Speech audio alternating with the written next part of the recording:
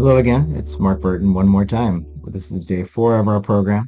And what I wanted to talk about today is a topic called self-compassion, very briefly. Definitely one of those buzzwords I want you to think about is it true? Does this really apply to life?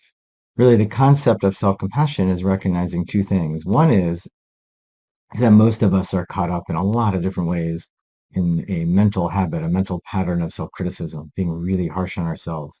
This is something that is true for just about everybody, if not everybody, that gets really taken to a new level sometimes as a parent because we're trying so hard to do our best with our kids and there's not always such clean answers. And certainly ADHD, the experience of living with ADHD brings it to a head because there's that great one-line description of ADHD that it's not a disorder of not knowing what to do.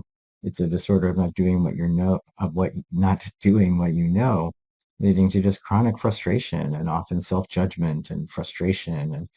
And many people live many years without really knowing that it's their ADHD causing some of their struggles, so they blame themselves.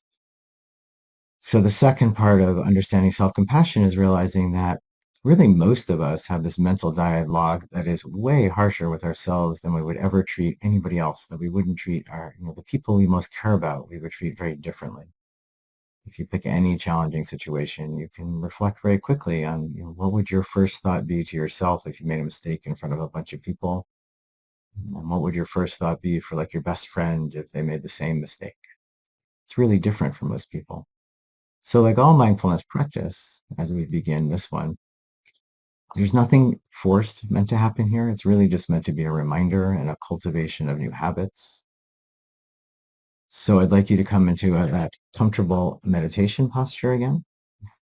One more time, lowering your gaze or shutting your eyes, finding yourself a posture that feels alert, but easeful enough to maintain for a few minutes. Start again by focusing on the breath.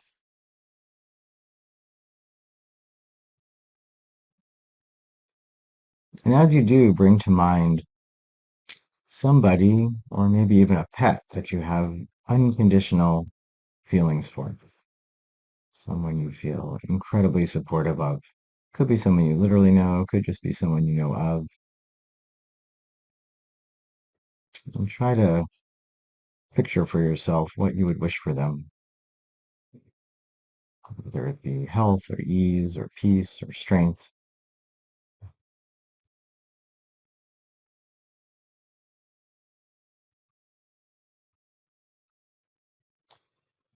Now transitioning into our self-compassion practice. This practice is typically described as a practice in 3 parts. So while you continue to lightly bring your awareness back to the breath, what I'd like you to add now is a sense with each in-breath of awareness, of mindfulness itself,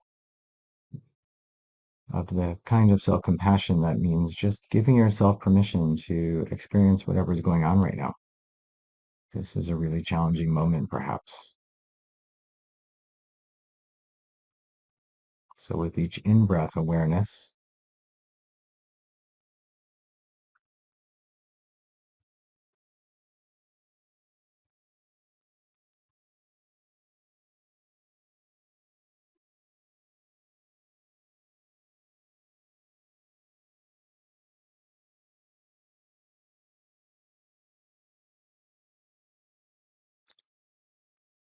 and then the second part of the practice is referred to as common humanity, which really just means that when things get challenging, we often isolate ourselves.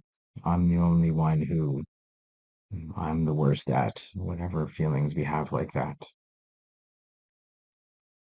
So as you breathe out, adding to the practice the phrase, all people have moments like this, or everyone has moments like this.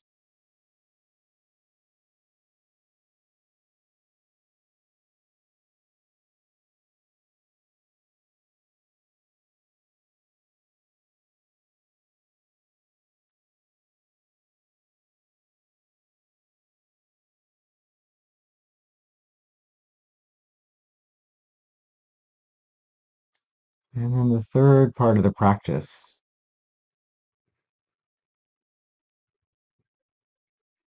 is the self-compassion part, adding to the practice the intention, may I stay kind with myself in this moment.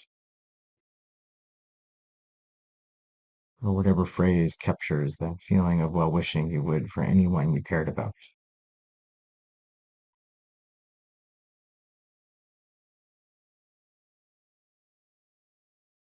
So breathing in with awareness.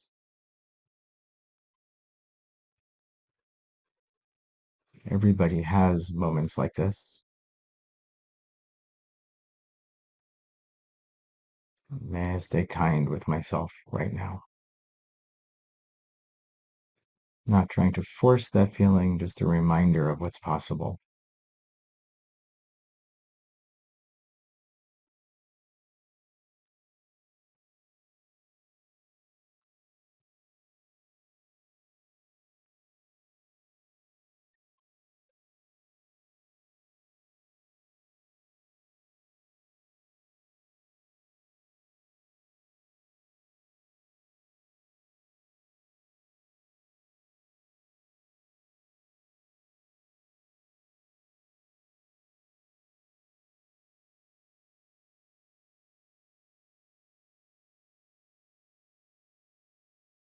So when you're ready, transitioning your attention out of the practice. That's certainly a type of practice that can be done for just a few breaths in a moment that's challenging, or as a longer practice over time that helps us develop different mental habits and a little more kindness to ourselves, I hope. So I wish you all well today, and I will be back one more time tomorrow.